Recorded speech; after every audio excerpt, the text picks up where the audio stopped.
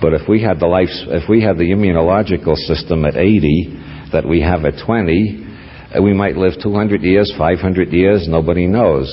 There have been predictions by researchers in the field that lifespan can be extended to 500 years. Others have predicted to 1,000 years. And then an interesting factor enters the equation. If lifespan can be extended to even 140 years, to take a conservative figure, just doubling what it is now, and remember what it is now is already doubled what it was before the French Revolution. If it could be extended to 140 years, then everybody who would ordinarily die in 70 years will be around for 140 years. That means, in the case of most of us, we'll be around for over 100 years more of scientific investigation into longevity.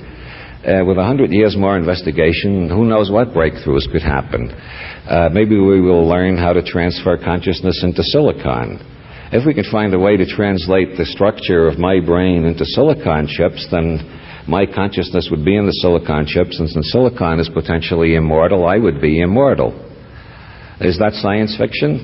Well, the atom bomb was science fiction once. I remember when I was in high school, I remember a lot of experts saying we'd never be able to reach the moon. And I remember other experts saying, oh, we can reach the moon, but it will take at least 100 years. So if you look at the longevity revolution from either a radical or a conservative perspective, you look at it radically, nobody knows what we might do by the year 2000, since knowledge is accelerating faster all the time. Look at it conservatively and say that all we're going to do is increase lifespan to maybe twice what it is now. That means we'll be living through so much more history and so many more breakthroughs that we have no idea how far it can be extended. It is quite thinkable that there are people in this audience right now who will never die. That's a statement that could never be made before in history. So, as we are moving off the planet and going into space, and lifespan is extending and we're learning how to change our consciousness, we are becoming an entirely different species. But that shouldn't be too much of a shock. We became an entirely different species in the way we behave, the way we related to one another, and in our whole cosmology when we graduated from being hunters and gatherers to the stage of the first Bronze Age agricultural civilizations. And we went through an equally astounding metamorphoses when we went from the agricultural age to the industrial age. And we're already in the process of a tremendous change now as we're going into the computer age. Nobody quite knows where it's taking us, except it's taking us to entirely new dimensions of organization and possibility. Going back to the first amoeboid creatures in the ocean and their path up to the amphibians and on to the saurians and onwards to the mammals. It has taken 4.5 million years to get where we are now, but we're moving faster all the time. The direction of evolution seems very likely to be that life is moving to the position where it will be omnipotent, where life can do anything it wishes to do. And in general, you can see that even on the surface of a primitive planet like this. From the time life started here, it has spread itself all over the planet, taking whatever form it has to take to adapt to any condition. Life has gotten to the top of the Himalayas. There are life forms up there. Life has gotten to Little America. Look at the sidewalk closely when you're taking a walk, and you see little bits of grass coming up between the cracks. Life has found a way to break through the concrete. Life seems to have a tremendous Dionysian exuberance about it, what Nietzsche called a will to power. And life seems to be aiming at nothing less than the attainment of divinity. We are in the process, we are part of the process of evolution from amoebas to cosmic immortals. What are cosmic immortals? Cosmic immortals are creatures who live anywhere in the universe they damn well please, travel as fast as they want to, and never die. That's the old-fashioned, that's the idea of a god. A god goes anywhere, never dies, and moves as fast as a god wants to move. That is what we are evolving toward gradually. Most futurists do not make predictions that outrageous because futurists are trying to become respectable. Those of you who heard me in Boulder last night know that I have no desire to become respectable. I am in a much more dangerous business than that. I am trying to provoke new thoughts. Now, I have just given you an outline of history and a projection forward of where I think it's going. That is my reality tunnel. That is the way I put the facts together. Anybody here can put the facts together and make a different gestalt out of them, a different reality tunnel, and make different projections. As a matter of fact, the Club of Rome, as a group of Italian futurists who are very good at examining the trajectories of history and concluding that in 10 years everything is going to go smash and the whole civilization will collapse entirely.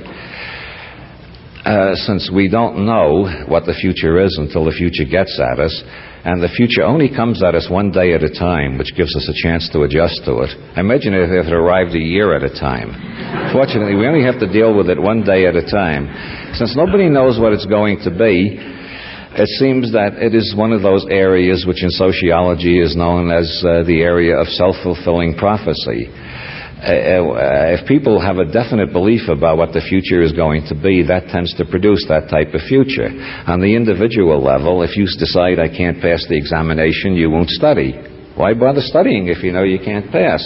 So that'll be a self-fulfilling prophecy. You'll fail the examination. If you think they wouldn't hire me for a job like that, you won't go in for the job interview. On the other hand, somebody who thinks I'm just right for that job and I'll make them realize it goes in and gets the job. So a great many things are created by self-fulfilling prophecies. So I think the Club of Rome, by creating this prophecy that the whole of civilization is going to collapse in 10 years and we're going to be wrecked and we'll have no energy and we'll be back in the Dark Ages, they have created a momentum which can very well lead to that conclusion. I think by the same token, the kind of optimistic future scenario that I've been outlining can also be a self-fulfilling prophecy. If a lot of people think, yeah, I would like to live indefinitely, maybe you're not ready for immortality yet. Maybe the thought is metaphysically staggering. But if you think, yeah, I'd like to live a couple of hundred years, I don't want to die when I'm only 70 and just starting to figure things out, and you think, yeah, I would like to get smarter, and yes, I would like to travel across galaxies like Captain Kirk. If you get excited by visions like that, and if enough people get excited by visions like that, and if you see far off ahead of those visions the evolution to cosmic immortality, then that too can become a self-fulfilling prophecy. It may have been innate in evolution from the beginning, or it may just have been invented by Nietzsche and a few other philosophers since Nietzsche. But it is possible. And the more people who are excited about it and believe in it and put their energy in it, the more likely it is to happen.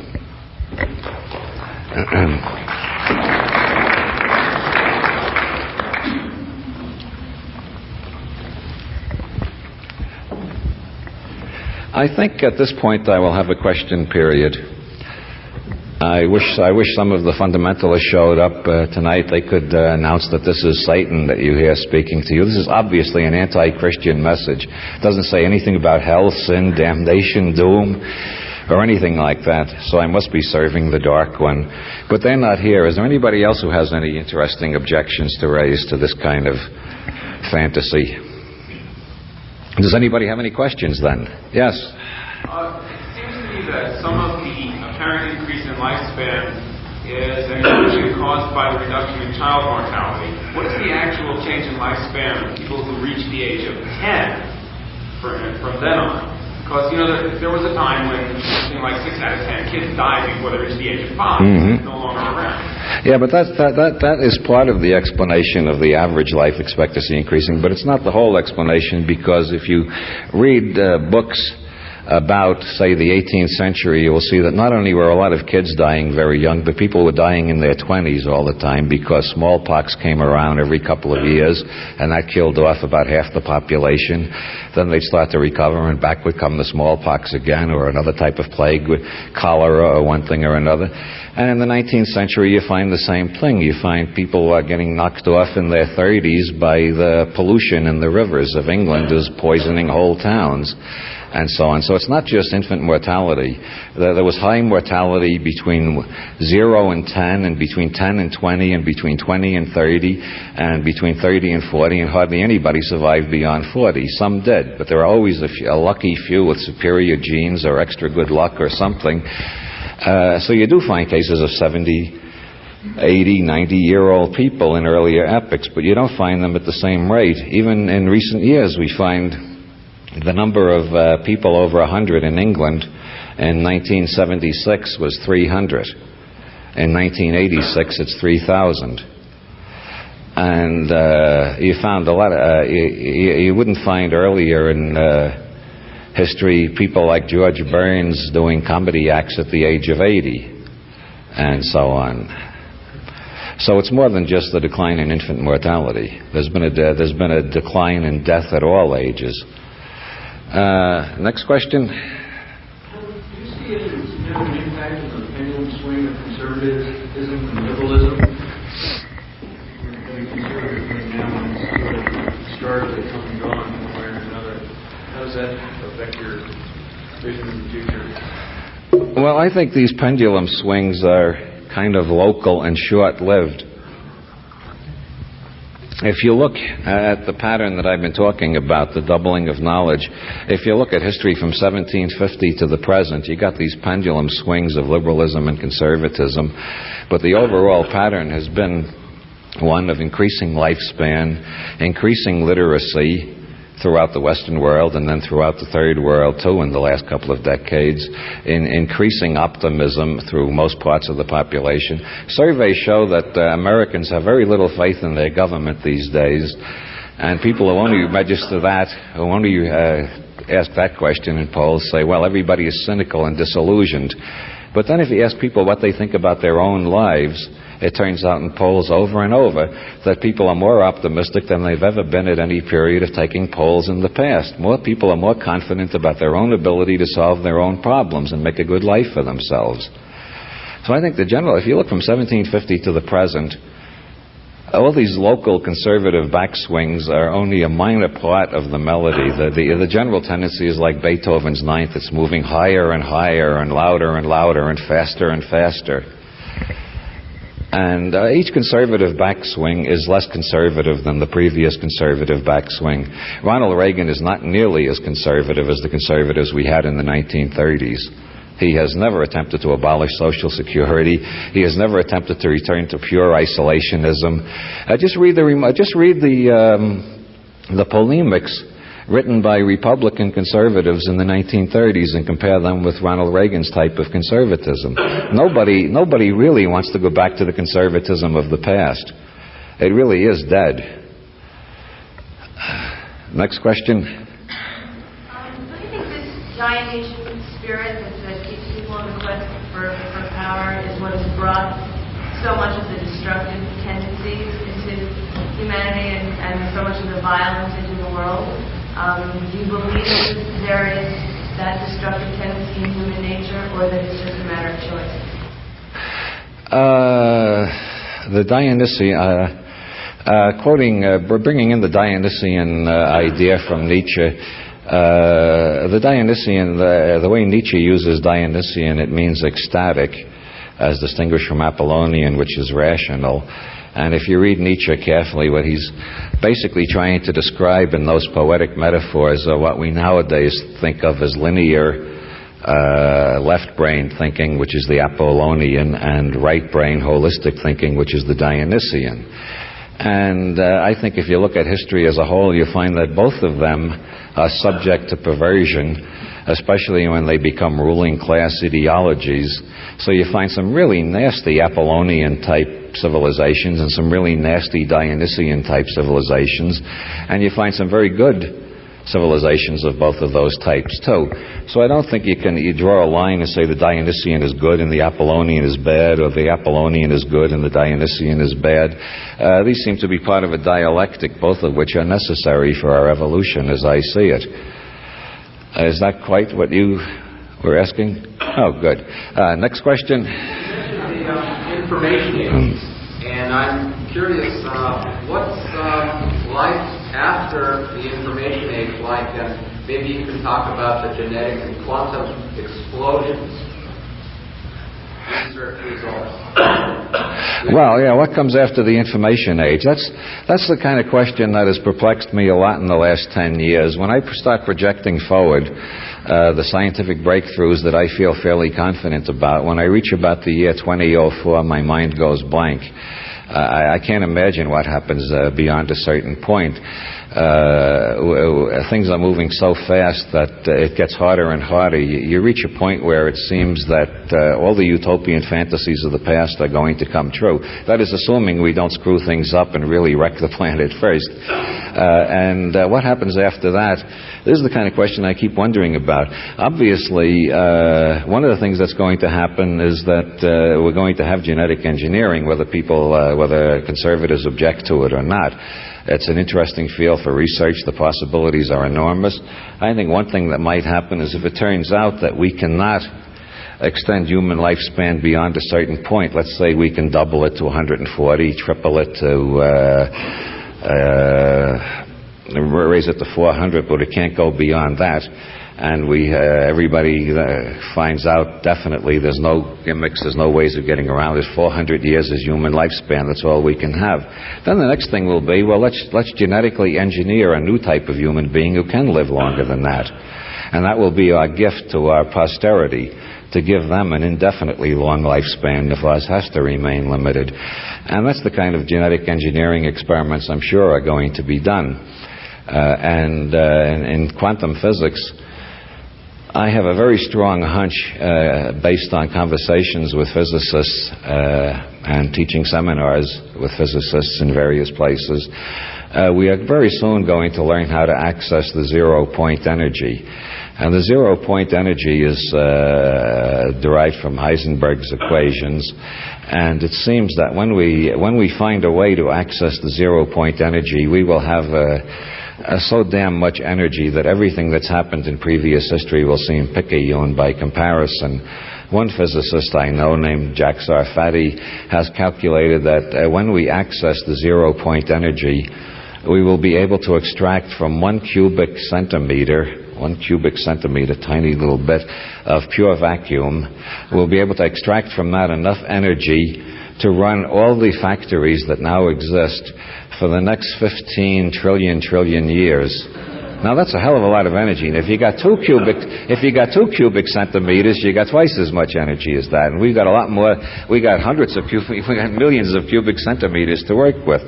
So I think we're approaching the level where we'll have so much energy that all the cries about an energy shortage of the 1970s will seem like a comedy in retrospect. Not only that, but leaving aside quantum matters, Bucky Fuller calculated in the 70s the known energies that we can access, not including zero-point energy and quantum mechanics, known energies that we can access. If you add them all up, if it turns out that we're now accessing less than 1/4 of 100th of 1% of all of those energies. 99.999975% of all the available energy on this planet is not being used at present. Mostly because the people who have the economic clout can't see a way to make a profit out of accessing those energies. Carl Hess has a solar-powered house in Virginia, but the monopolies keep putting ads in the papers and magazines telling us we can't have solar power yet. It'll take 40 years more of research. The reason they're doing that is it will take 40 years more of research for them to figure out how to put a meter between the sun and us so they can charge us for it. And so most of the energy available is not being used yet. It will be used when the petroleum starts running out and people are really desperate. Yes, your question. I just wanted to comment on the Dionysian thing. It seems to me that warfare has had a great impact on our giant ecosystems. 1900 to 1950. World War I and II brought us into flight, and to an extent brought us into space, mechanized engines on boats and so on, was actually in large part responsible for the jumping Jesus, which might reconcile warfare with progress to a degree. Yeah, that's what's known among mystics as a dark saying. It's kind of uncomfortable to think about those interconnections. I just touched on that briefly when I pointed out after the doubling of knowledge in 1750, we had all those revolutions, the American Revolution, the French Revolution, and all the subsequent revolutions. Those things brought in a great new age of democracy, or as the Marxists would say, bourgeois democracy. But they brought in the Bill of Rights and a lot of civil liberties traditions traditions I find very wonderful, and I'm very glad we got them. If you look what the world was like before we had those traditions, you wouldn't want to go back there. And yet those revolutions all involve bloodshed. They all involve people killing one another. This is the dark side of history, and all I can say, I haven't resolved that in my head philosophically yet. It's a perpetual paradox to me, and that's why there's so much irony in my writings. The only thing I can say is what George Burns said as God. In God 2, when the little girl asks him why there are so many bad things in the world, he says, well, I still haven't figured out a way to make something with only one side. Which is sort of the Taoist outlook. Yes? I have a question. I know you've written about political assassinations in this country. I wonder whether for you it's more than a device for selling books, or what is the significance? What is the significance for you? How does the average person look upon it? It's the waste of time and conspiracy. A device for selling books. Like all writers, I am eager to sell my books. But whenever people say, do you do this just to sell books, I get this weird feeling that, Jesus, I wish I knew how to sell books. I mean, if I really knew how to sell books, I'd be a lot richer than I am. No, I don't do anything to sell books. I hope my books will sell, but while I'm writing the books, I am carried along by other processes that involve the two sides of the brain working together, in the conscious and the unconscious, and I never know what's going to come out until it's finished. That's what's known as the creative process. If you knew what you were doing, it wouldn't be creative. It would just be rote work. One of the reasons I write about conspiracy so much is because I am interested in different levels of thinking, and I have observed that many people don't know the difference between an assertion and an argument. And so I have written my books using conspiracy theories and other gimmicks to make clear the difference between an assertion and an argument. So that if you accept things as assertions, and you turn the pages, you find a little bit later they're just assertions. There's no evidence for them whatsoever. I would like the readers of my books to come out, if they read enough of them, with a clear idea of what's an assertion and what's an argument, and then beyond that, if they can see the difference between a legal argument and a philosophical argument, they will have gone a little further. And if they can see the difference between a scientific argument and a philosophical argument, they will have gone a little further. And then when they can distinguish between a scientific proof, a philosophical proof, a legal proof, and a bland assertion like "God told me to tell you," then they will have achieved a certain increase in intelligence, and I will feel proud of my work. And that's what I'm trying to do in bringing up controversial subjects: is teach people to look at controversial subjects in a clear way.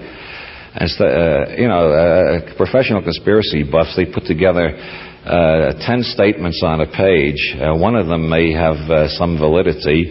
The others are pure assertion, and they get away with this because most people don't know how to tell an assertion from an argument.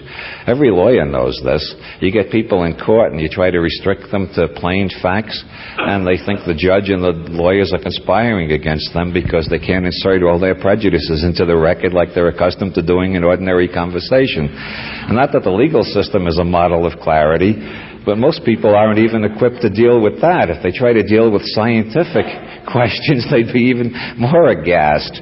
Most people just have no concept of how foggy their own thinking is and how much emotionalism and prejudice is leading them around all the time. And I do find it appalling. A lot of conspiracy buffs take advantage of that. I lived through the McCarthy era, and one of my friends was in the 1960s accused of being involved in the Kennedy assassination, and he went crazy because of that.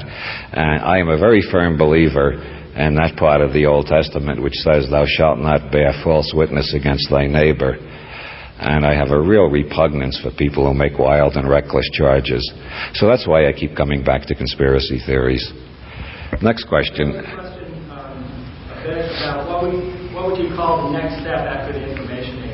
And I would like to suggest that you call it the choice age, the age of choice, because that we get to a point where our bodies aren't that important and we're able to just choose the reality that we want. So everything else becomes rather irrelevant. The second thing I wanted to say has to do with medicine. And I'd like you to talk about the future of medicine for a little while, if you would, because I see a change in paradigm coming that has to do with medicine that is, what are you looking for? I was wondering if there was a chair up here. Medicine that we... I'll sit here. My question was about medicine and health. In the past, doctors have tried to make us well, and we've waited around for them to do that. In the future, I think we will just change our own lives and start approaching our own health and let doctors just go do their own thing. Well, my first comment on that is, as I said earlier, scientists are human beings too. And I think one of the most important things that's happening at present is scientists are learning that they're human beings and are learning to see more clearly how their prejudices can deceive them too. It doesn't just happen to lay people. And I think a classic example of that is the fact that homeopathic medicine in this country has virtually been extinguished. You can hardly find homeopathic physicians. People who go to homeopathic physicians are regarded as eccentric or desperate or something like that. And yet in England, homeopathic medicine is just as respectable as allopathic medicine, the kind of medicine we have here. Why is it in one country you have one type of medicine, allopathic, and in England you got a choice. You can use either allopathic or homeopathic, and it's not considered weird. This happens to be a historical accident. It happened because the royal family happened to believe in homeopathic medicine, so the allopathic doctors could not conspire to make that look like a crank movement and drive it underground as they did with homeopathic medicine here. And the same thing is happening. For years we believed the Orient was backwards compared to us, so nobody studied Chinese medicine. Now acupuncture and many other types of Chinese medicine are becoming better known. So I think as far as the paradigm changing, the change has already started to happen, and it's going to happen faster. People are getting more open-minded and more willing to try alternatives, and that's going to force the medical profession itself to become more open-minded, or they're going to lose more and more clients. More and more people tend to go to herbalists or body workers or postural integration therapists or try alternatives, and it quite often makes a lot of sense. On the other hand, I am a bitter opponent of either-or thinking and easy dichotomies. If A is right, B must be wrong. I don't like that kind of thinking at all. I think there's a great deal of value in orthodox American medicine. I think people who never go to an MD may be running serious risks. I'm in favor of trying everything and see what works best. I think that's really the emerging paradigm, is open-mindedness rather than saying either this or that. We used to believe in this, now we won't believe any of it. We'll try the exact opposite. The universe doesn't seem to work that way. Generally, the truth turns out to be not either A or B, but something that transcends both A and B and includes them. I think Hegel noticed that before me, actually. That's the dialectic. Next question? Yes? Back to the immortality thing in medicine in general. At the risk of sounding like a Marxist, do you think that these life extension techniques will be made available to the common people, or those who can afford them? I don't see anything wrong with sounding like a Marxist. I often sound like a Marxist myself. My attitude is use every reality tunnel where it's useful. I find Marxism very useful in analyzing a lot of phenomena. I find Freudianism very useful too. I use whatever model seems best for each case. I find most cases I understand a lot more if I look at it through 4 models instead of just through one. And I generally use the Marxist model as one of my 4 for thinking of most things. But your question is what I think Marx would have called vulgar Marxism. Pardon me. Marx did coin that phrase himself. There is an assumption in there that they will keep something away from us. That is based on the idea that they are smarter than us. I don't accept that. I regard myself and my friends as the real power elite. I don't think anybody is smarter than us or going to get anywhere faster than us. And so I don't worry about those mighty figures who are tougher and smarter and shrewder and are going to keep everything to themselves. Because I just think I happen to know the smartest scientists on the planet. And I'm going to hear about life extension before most people do. And I'm going to spread the word as fast as I can. Meanwhile, I think that field will turn out to be very much like automobiles or computers or most other things in modern technology. Henry Ford was the first one to discover you make a hell of a lot more by making cheap cars and selling them to everybody than you do by making expensive cars and selling them only to millionaires. And that's why there are so many cheap computers around now, because that knowledge is spread beyond the automobile industry. As soon as life extension technology is achieved, in a laboratory, the next thing they'll do is find out how cheap they can sell it, because you make a lot more by selling to 8 billion people on the planet than you make by selling it to 20 billionaires. And so I'm not really worried about that scenario. Yes? I have some problem with any notion of them at all. In fact, the more we think of everybody as us, it's going to be. Yes, I agree absolutely. I think we should think of the human race as one family. I just happen to think that my particular section is the smartest part of the family, but that's... Yes? No, what you said about political stupidity and about the information age that's coming up, can any kind of political structure or power elite survive the upcoming information explosion? Well, I don't think so. I think they're all going to collapse. I don't know what's going to replace them. I'm still working on that problem. But it seems to me every existing political system and every existing political theory is based on assumptions that are, well, some of them go back 2,000 years, some of them go back 6,000 years, some of them go back to when America was an agricultural nation before the invention of the automobile. There are hardly any political theories that are contemporary with 1986.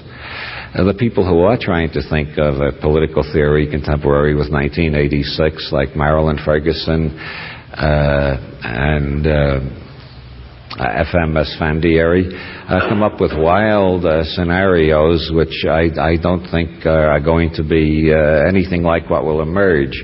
I think what will emerge will be a synergetic product that astonishes all of us. But it will be much more libertarian than anything we've had in the past. For two reasons. People are getting more literate all over the world. No, more than two reasons. Literacy is spreading faster and faster. There are more and more university graduates everywhere. It's happening, in the United States, 4% were university graduates in 1900. Now it's around 60%. And the same thing is happening in the rest of the world at a slower rate.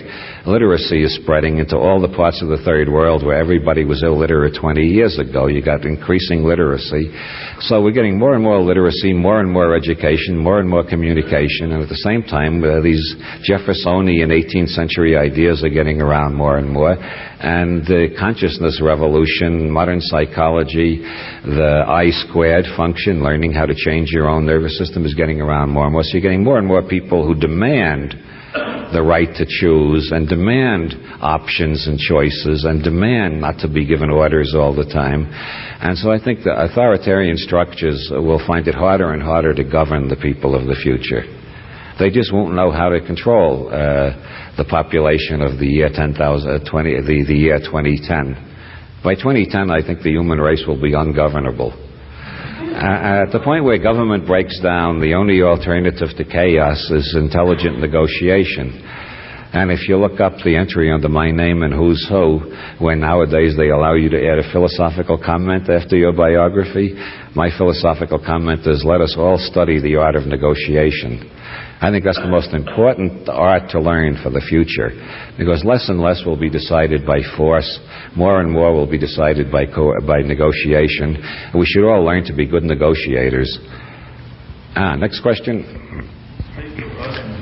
What do you see coming along the future to help keep them from blowing us up? Well, I think what has kept them, if we must talk that way, what has kept them from blowing us up is John von Neumann. John von Neumann designed the first programmable computer, and then he invented game theory, mathematical game theory, which he then showed could be applied to war games. I think the reason we're here tonight, the reason there's life on Earth 41 years after Hiroshima, is because both sides in the Cold War keep running their favorite scenarios through their computers. Can we beat them with this technique? And the computers, which are not politically prejudiced or partisan, play out the war game and say, no, you can't beat them with that technique. With that technique, you'll get trashed too. So then they go back to the drawing board and calculate for another 5 years, how can we get the jump on them? And they feed this to the computers, and the computers say, no, that way you will not win either. That way you will be killed along with them. And that's why we're still here. And I think that's what's keeping us alive. The more they analyze war games with scientific techniques, the more they realize what Einstein and Bertrand Russell and all 12 intelligent people on the planet realized in 1945, which is that there are no winners in a nuclear war. I think that message will eventually get through, and I even suspect that it is beginning to get through. I think some of the recent negotiations at Geneva show a slight sense that they're not faking so much, that they are they are trying to learn how to negotiate with each other instead of just bluff each other. Maybe I'm being over-optimistic. I'm often accused of that. Next question. Do you know what's happened to that software that Timothy Leary was co-authoring, he said last year?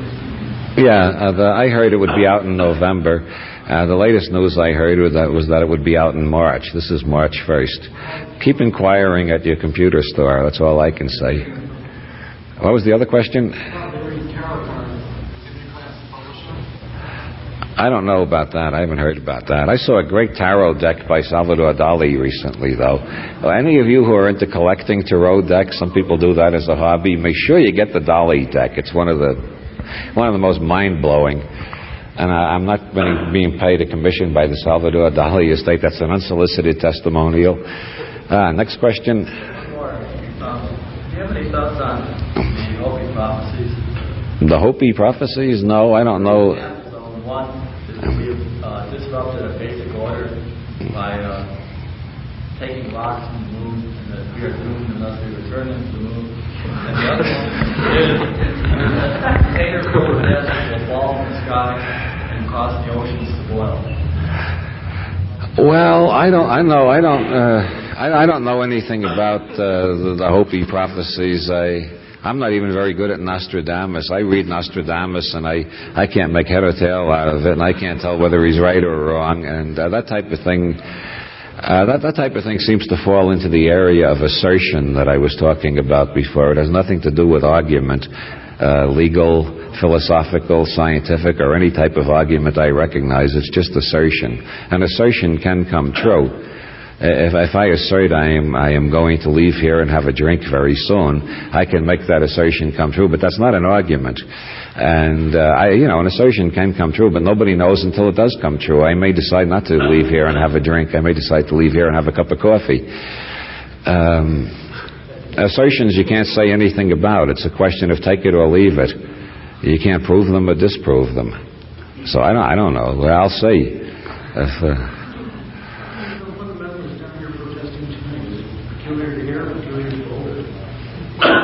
I don't know. I asked them last night, would they please come to the Denver lecture too and bring all their friends. I said, if you can get a bigger demonstration, I'd get more publicity and sell more books, and I'd be very grateful to you. And I think that may have discouraged them. I think their goal is not to help me sell books, so they decided to boycott me instead. That's the trouble with being honest, you see. You always end up screwing yourself that way. I should have told them, please don't come to Denver. I'm terrified. If you expose me, I'll lose all my fans. And then they would have showed up with, then they would have got all their friends together, and they would have had a big enough demonstration to get on television. And next question, yes, back there. How do you answer those people who say that maybe it's premature for us to spend so much on space exploration when we really haven't learned how to live on this planet yet, in terms of desertification and more and more species becoming extinct? So we really haven't learned how to live on this planet. Why we for soil satisfaction? Well, I don't think. I think that's based on a false dichotomy. We've already got part of our technology in outer space right now, and the idea that leaving the planet means leaving the planet is oversimplified. How many people are going to leave the planet perpetually. I think in the next 40 years, a lot of people will be living and working in space part-time, but they'll probably return to the planet. The idea that it's like saying, why leave Europe and go to the United States on a lecture tour? Shouldn't you solve the problems of Europe first? I do everything I can to solve the problems of Europe. I lecture wherever they ask me to lecture over there. But I don't feel I'm deserting Europe when I spend a few weeks visiting the United States. I don't think Europe and the United States are that far separate. They're part of one system. And I don't think Earth is that separate from the rest of the solar system. It's part of one system. And the idea that leaving Earth means abandoning Earth, actually leaving Earth to use interplanetary technology will benefit Earth tremendously by bringing us cheaper power, more power. In Colorado, you got all the sunlight you need for solar power, but in a place like Ireland, solar power is totally a lost cause there because it's damp and rainy most of the year. But Ireland can have as much solar power as Colorado if it's beamed down from outer space. And I really think that the surface of a planet is not the best place for a growing technology. Technology gets increasingly risky, and it should be moved away from human beings. If we got to have it on this planet, which I don't think we do, but if we did have to keep technology on this planet, I think there should be laws that the people who own the factories have to live within half a block of the factories. I think if everybody who owns shares in atomic energy plants had to live in a circle around the atomic energy plants, then they might be a lot more careful. But meanwhile, I think it's much safer to move heavy technology off the planet entirely. And that would give the planet a chance to become one great big nature park.